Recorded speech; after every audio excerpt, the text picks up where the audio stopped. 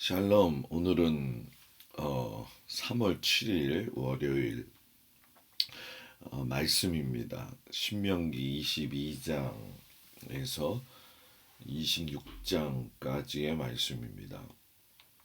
오늘 읽을 말씀은 26장의 16절에서 19절까지의 말씀을 보도록 합니다. 신명기 26장 16절에서 19절 말씀. 오늘 내 하나님 여호와께서 이 규례와 법도를 행하라고 내게 명령하시나니 그런즉 너는 마음을 다하고 뜻을 다하여 지켜 행하라. 내가 오늘 여호와를 내 하나님으로 인정하고 또 그 도를 행하고 그의 규례와 명령과 법도를 지키며 그의 소리를 들으라 하관하였고 여호와께서도 내게 말씀하신 대로 오늘 너를 그의 보배로운 백성이 되게 하시고 그의 모든 명령을 지키라 하관하셨느니라. 그런즉 여호와께서 너를 그 지으신 모든 민족 위에 뛰어나게 하사 찬송과 명예와 영광을 삼으시고 그가 말씀하신 대로 너를 내 하나님 여호와의 성민이 되게 하시리라. 아멘. 일주일 동안 계속 그 사순절이 시작이 되어지면서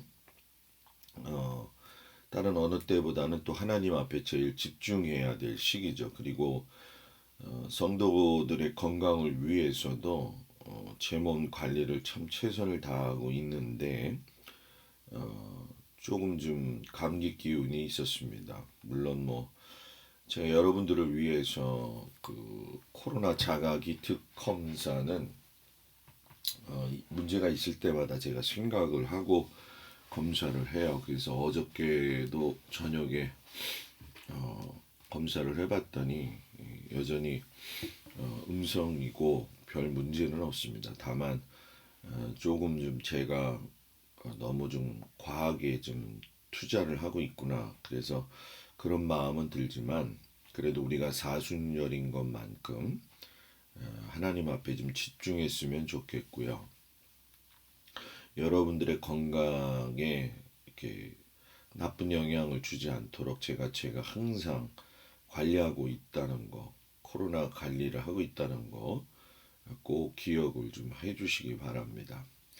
간밤에 이제 그 꿈을 좀 깊게 꿨어요. 그래서 이 꿈이 보통 일어나게 되면 잊어버리는 꿈이 있고 잊어버리지 않는 꿈이 있는데 제가 전도사 생활했을 때에 군대 귀신을 한번 본 적이 있거든요. 꿈에서. 근데 어저께도 오늘이죠. 오늘 아침 이제 새벽 내내 그 꿈에서 군대 귀신의 그 정체들 우리나라식이죠. 그래서 그걸 좀 봤는데 다행히도 감사한 거는 좀 거리가 멀어요. 다만 좀 보수해야 될 문제들이 좀 있다. 목사가 아침부터 꿈 얘기하나 그러시겠지만은 그 꿈에는 또 하나님께서 가르쳐 주시는 예비된 그 부분들이 좀 있어요. 그렇기 때문에 제가 더 정신을 차리고 또 성도들의 영과 가정의 그 문제들을 놓고 좀 더 집중해야 될 이유들을 갖다가 설명을 좀 해주신 것 같아서 하나님이 깊은 잠 가운데에서 그렇게 해주신 이유를 좀 알게 되겠더라고요. 그래서 하나님 앞에 좀 감사함으로 오늘을 시작합니다. 여러분들도 이번 한 주간이 참 은혜스러운 한 주간이 되었으면 좋겠습니다. 모세가 이 22장, 26장에서 보게 되면은 이제 첫 번째 설교 이후에 두 번째 설교를 마무리하는 그러한 구간이 되어지죠. 제사장 나라의 거룩한 시민들로서 어떻게 해서 삶의 관계를 가지고 살 것이냐. 우리가 흔히 이제 신앙생활 하면은 나 혼자만 하나님 앞에서 신앙생활 잘하면 그게 내 믿음이 참 좋다고 생각을 하지만 이 신명기 말씀을 보게 되면 하나님을 믿는 백성끼리의 삶의 관계에 대해서도 아주 매우 강조하는 것을 볼 수가 있습니다. 예를 들어서 오늘 같은 경우도 그렇지만 거룩한 믿음의 사람은 형제의 가축이 길을 잃은 것을 보면 그것을 끌어다가 형제에게 돌려주는 일까지 할 수 있어야 된다. 이게 참 공동체다. 이렇게 이야기를 하고 있죠. 이렇게 모세가 약속의 땅 가나안에 들어갈 만나 세대들의 일상 교육을 세세하게 가르치는 그 이유는 그들 곁에 그들 모세가 없기 때문에 그 점을 아마 노심초사했던 그런 모습이 엿보이기도 해요. 그러나 분명한 건 또 하나님이 여호수아를 준비하셔서 이번 주 말쯤 가면은 이제 여호수아로 넘어가면서 하나님이 또 여호수아의 하나님이 되어 지시는 것을 우리가 보게 되죠. 오늘 말씀을 보게 되면은 이제 모세가 만나 세대들이 어떻게 구체적으로 관계를 맺어야 되는 것 중에 첫 번째로 말씀하시는 것이 소에 대한 이야기를 하고 있어요. 신명기 22장 1절에서 4절에 보면 내 형제의 소나 양이 기르는 것을 보거든 못 본 채 하지 말고 너는 반드시 그것을 끌어다가 내 형제에게 돌릴 것이요 내 형제가 내게서 멀거나 또는 내가 그를 알지 못하거든 그 짐승을 내 집으로 끌고 가서 내 형제가 찾기까지 내게 두었다가 그에게 돌려줄지니 낙이라도 그리하고 의복이라도 그리하고 형제가 잃어버린 어떤 것이든지 내가 얻거든 다 그리하고 못 본 채 하지 말 것이며 내 형제의 낙이나 소가 길에 넘어진 것을 보고도 못 본 채 하지 말고 너는 반드시 형제를 도와 그것들을 일으킬지니라 라고 이야기를 하시죠. 어떻게 보면 소소한 일이지만 하나님은 이것이 진정한 이웃의 사랑이라고 이야기를 합니다. 참으로 우리가 믿음의 사람으로서 이 땅에서 살아갈 적에 이익과의 관계, 특별히 이제 성도와의 관계 속에서 소홀할 수 있는 것 중에 한 가지가 뭐냐면 예전에 우리나라의 그런 부분들이 지금 많이 사라졌는데 이게 서로 만나고 집안을 살펴보고 같이 이야기 나누고 했던 그 희로애락이 있었거든요. 근데 이제는 그렇게 하지 못하는 나라가 됐어요. 뭐 2층에 살고 있는 사람이 누군지도 모르고 또 같은 아파트에 매일 보면서도 어디서 어떻게 어떤 모습을 사는지도 모른다 이렇게 얘기하잖아요. 그거는 뭐 개인의 인권 침해를 이야기하기 이전에 그만큼 사람들의 마음이 강팍해졌다라고 하는 것을 이야기하죠.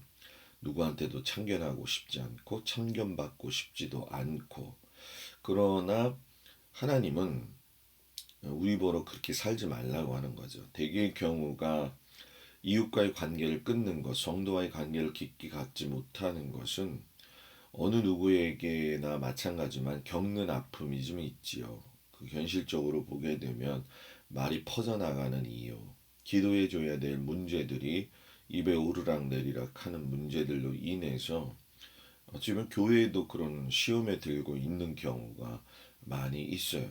그래서 정말 중요한 것은 우리가 이웃에게 긍휼을 베풀 수 있는 사람이 되어지고 또 나그네를 배가 고플 때 먹일 수 있는 그 인심 좋았던 옛날의 그 모습이 신앙적으로도 회복되어져야 한다라고 하는 것을 오늘 이 모세가 간접적으로 저희들에게 말씀을 하고 계시죠. 우리 교회에도 서로를 돌보고 서로를 위해서 기도해야 될 참 문제들이 많이 있죠. 그 문제들이 아니라 기도거리라고 저는 생각을 하는데 이것은 우리가 넘어야 될 또 하나의 산이 될 수도 있습니다. 왜냐하면 예수님을 아는 그 신앙이 사회 속 구성원들과 또 교회 공동체 구성원들과 같이 이게 공유하며 나눌 수 있다는 것은 결국 나 자신의 것을 좀 내려놓아야 된다는 그런 것이 전제되어야 되기 때문에 그렇죠. 사람은 누구나 다 자기가 높아야 되고 또 자기가 다른 사람보다 나아야 되고 또 어쩌면 그것이 정답이라고 생각하면서 살아왔을지도 모르죠. 그러나 예수님께서 참말로 어렵고 힘든 자들을 구원하시고 그들의 눈물을 씻겨 주셨던 것처럼 우리 교회도 서로 간에 그 이해할 줄 안다는 것이 그냥 인간의 보편적인 이해가 아닌 사랑을 넘어서 예수 그리스도의 마음을 가지고 볼 수 있는 그런 은혜가 있는 교회가 되기를 바랍니다. 그리고 이게 지금 소리가 잘 들리나요? 제가 목소리가 좀 가라앉아서요. 좀 주의 깊게 들으시면 좋을 것 같아요.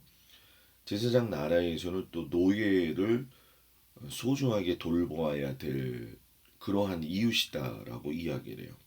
종을 이웃으로 삼는다. 굉장히 좀 어려운 얘기죠. 그 당시 그 시대의 종은 하나의 소유물이었기 때문에 뭐 그냥 죽어도 상관없는 그러한 존재이지요. 그런데 하나님은 그 종들도 이웃처럼 사랑하라라고 이야기를 해요. 사도 바울이 그 오네시모의 도피성이 된 이유이기도 하지만은 모세가 이 종에 대한 규례를 이야기했을 적에 도망 나온 이 종들에 대한 문제는 심각하게 다뤘어요. 여러분 이건 잡히면 죽는 거거든요. 그런데 종을 주인에게 돌려보내지 말고 자유를 주라 이렇게 이야기하죠. 그러니까 사도 바울이 오네시모가 그 도망을 나왔을 때에 로마 제국의 법에서 본다고 한다면 당연히 오네시모는 주인이 죽여도 아무런 이야기를 할 수 없는 그런 상황에 있는 것이었는데 그 부분을 하나님께서 이미 신명기 때서부터 이야기를 하셨다는 거죠. 레위기 25장에 보게 되면 내가 애굽 땅에서 인도하여 낸 내 종들이 종으로 팔지 말 것이라 너는 그를 엄하게 부리지 말고 내 하나님을 경외하라라고 이야기를 하셨어요.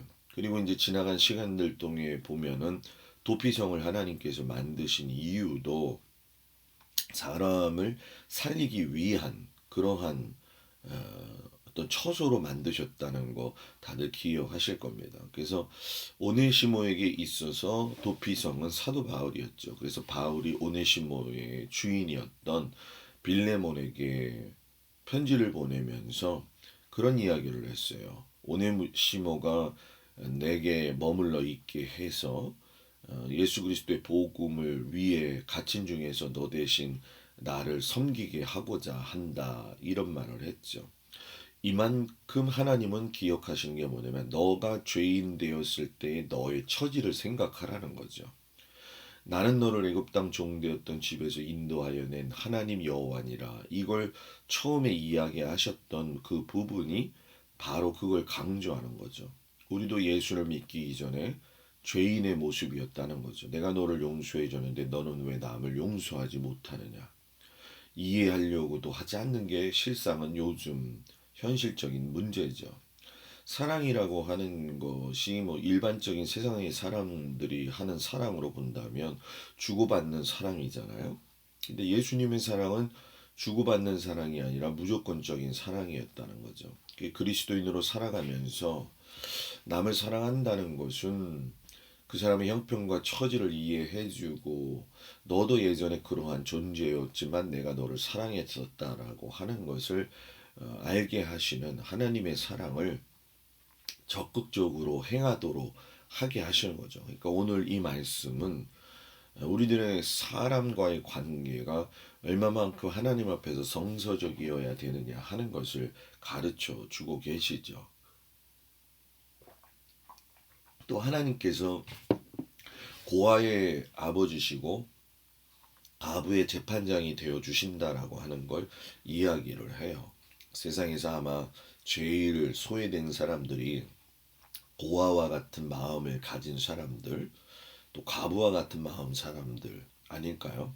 뭐 실제적으로는 여기서 이제 고아를 이야기도 하고 과부를 이야기하는 육체적인 상황을 이야기도 하지만 하나님은 이 이웃과의 관계 속에서 고아의 마음처럼 외롭게 사는 사람들, 과부의 마음처럼 심히 곤고한 상태에 있는 사람들에 대해서 가슴 아파하시면서 그들을 향한 규례들을 이렇게 이야기하시죠. 그래서 상세하게 이야기를 하는데 이 종이나 품꾼에 대해서도 이제 학대하지 말 것, 학대하지 말다라는 건 단순히 일을 못하니까 채찍질을 가하는 게 아니라 함부로 대하지 말라는 것이죠.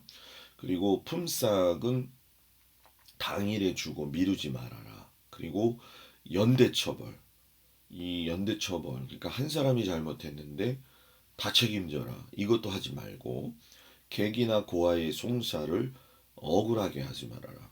자꾸 사람으로 하여금 억울한 마음이 들도록 하지 말라는 얘기죠. 그리고 과부의 옷을 전당 잡지 말아라. 과부는 너무나 가난했기 때문에 옷 한 벌 가지고 사는데 그것마저 빼앗지 말라라는 얘기죠.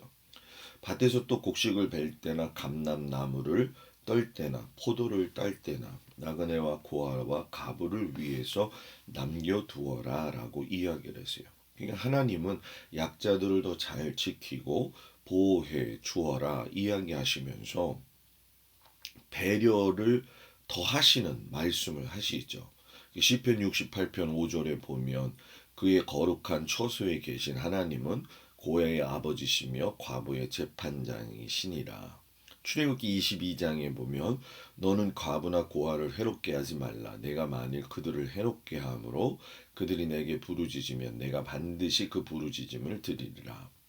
여기서 과부나 고아는 일단 사회적 가장 큰 약자죠. 그리고 요즘 말로 영적인 의미로 해석한다면 우리 주변에서 과부나 고아의 마음을 가지고 살아가는 아픈 사람들을 이야기하죠. 그리고 제일 연약한 사람들, 이 제일 연약하다는 거는 몸이 연약하다는 게 아니라 언제든지 공격받을 수 있고 공격받으면 상처 입을 수 있는 그 존재들을 이야기하는 거죠. 그러니까 이런 사람들에 대한 것까지도 너희들이 헤아릴 줄 알아야 되고 가난한 자의 옷을 전당물로 잡는 것 자체가 어, 여러분 그거는 그 사람들의 생명을 몰수한다는 뜻이잖아요. 왜냐하면 생활 필수품이기 때문에 광야 시절을 살고 있는 사람들의 그 과부의 옷을 빼앗는다. 겨울 그 밤에는 춥고 낮에는 덥고 뭐 이런 그런 광야에서 옷은 굉장히 중요했을 거라는 거죠. 그러니까 이런 것들을 이야기하면서 하나님의 관심이 늘 약자들과 또 가난한 자들에게 있다라고 하는 것을 말씀하고 계시는 거죠. 그래서 저희 교회도 항상 우리 주변을 살펴봐야 돼요.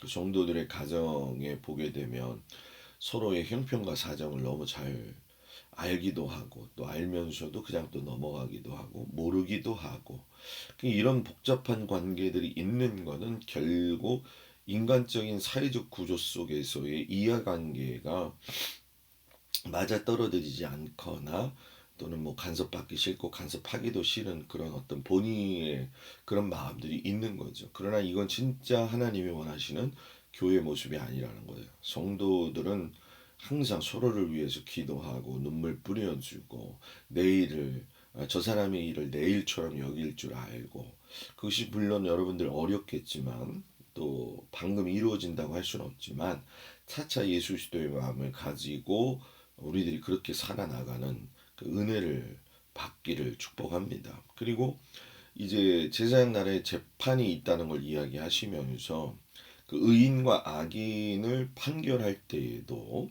악인에게 태형 때리는 판결이 내려지면 그때 그를 40대까지만 때리라고 명령을 하셔요. 뭐 요즘 우리는 그 사형법에 대해서 많은 얘기들이 이제 오고 가고 했었잖아요. 사형을 해서는 된다, 안 된다.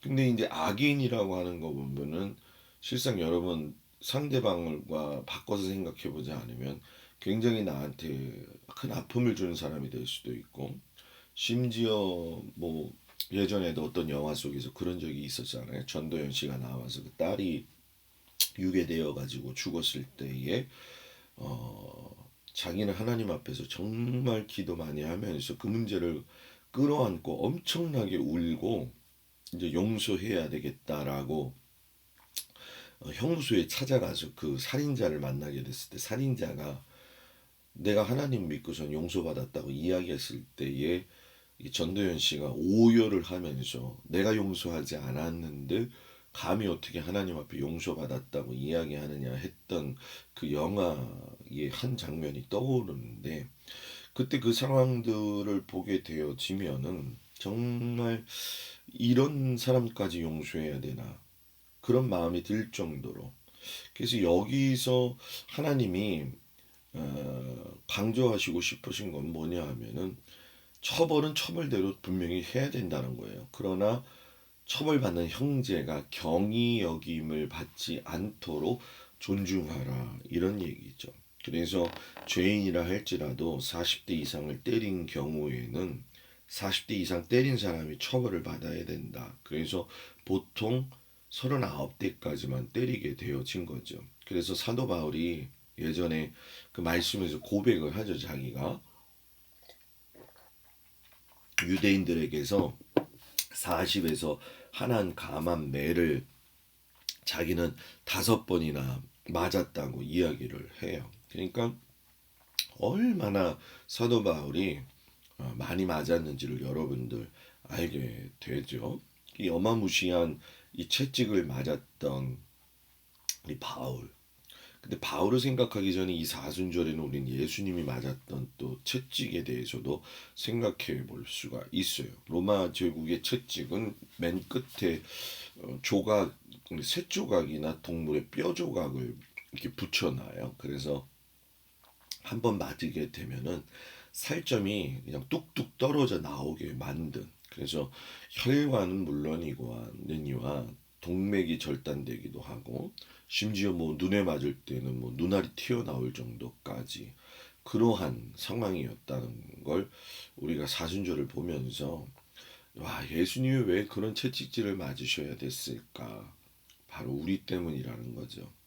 그것을 감사하는 마음으로 여기면서 오늘 말씀에 계속적으로 나오고 있는 이웃에 대한 그 용서와 사랑, 또 이해함, 어떨 때 반대로 이야기한다면 이해하지 못하는 나의 완고함, 그런 것들이 나의 연약함이 되어진다라고 하는 것을 바라보면서 하나님 앞에서 믿음의 아름다운 공동체 회복이 있었으면 좋겠습니다. 그리고 마지막으로 하나님이 이제 결론을 모세를 통해서 이야기하시죠. 오늘 읽은 말씀이에요. 너희가 이 규례와 법도를 행하고 명령한 것 마음을 다하고 뜻을 다하여 지켜 행하고 여호와 하나님을 너가 인정하고 그 도를 행하고 그의 규례와 명령과 법도를 지키면 하시면서 보배로운 백성이 되게 하겠다. 그러니까 이 모세의 두 번째 설교의 핵심은 마음 다해 뜻 다해 하나님 말씀대로 살아라. 순종이라는 거죠. 순종은 보배로운 백성만이 할 수 있는 거예요. 그러니까 여러분 우리가 보배로운 백성이 되기를 간절히 원합니다. 그러면서 이 보배로운 백성으로서 당시에 가장 이스라엘 백성들을 괴롭혔던 아말렉에 대해서 처벌하라고 하는 이야기를 하셔요. 이 이야기는 아시는 것처럼 아말렉이 애굽에서 나올 때 뒤에 떨어진 자, 약한 자들을 덮쳐가지고 많이 살인을 저질렀잖아요. 그러니까 하나님은 세상에서 가장 약한 사람, 연약한 사람을 그 해치는 자들을 대단히 싫어하셔요. 그렇기 때문에 그들을 공경에 빠뜨리지 말아야 됨에도 불구하고 아말렉이 한 일을 기억하시는 거죠. 그래서 다른 건 다 용서해도 그건 하지 말아라. 그래서 아말렉에 대한 하나님의 명령을 다윗이 실행을 하죠. 그래서 아말렉 사람들을 살려두지 아니에요. 그리고 여러분 그거 아시나요? 에스더 때 하만이 있었죠. 그 이스라엘 백성들을 다 죽이려고 했던 사람. 그 사람이 여러분 아말렉 자손의 아각 사람이었다는 거 알고 계십니까? 아말렉은 하나님이 가만 놔두시지 않는다는 거죠. 그래서 하만이 결국은 자기가 세워놓은 장대 위에 자기가 걸려서 죽게 되어지죠. 대신에 또 이상하게 에돔과 애굽 사람을 미워하지 하는 그 미워하는 문제에 대해서도 굉장히 강조를 하셔서, 왜냐하면 미워해야 되잖아요. 에돔과 애굽 사람도. 그런데 미우지 말라고요. 이건 또 아말렉 사람하고 정반대 이야기 하잖아요.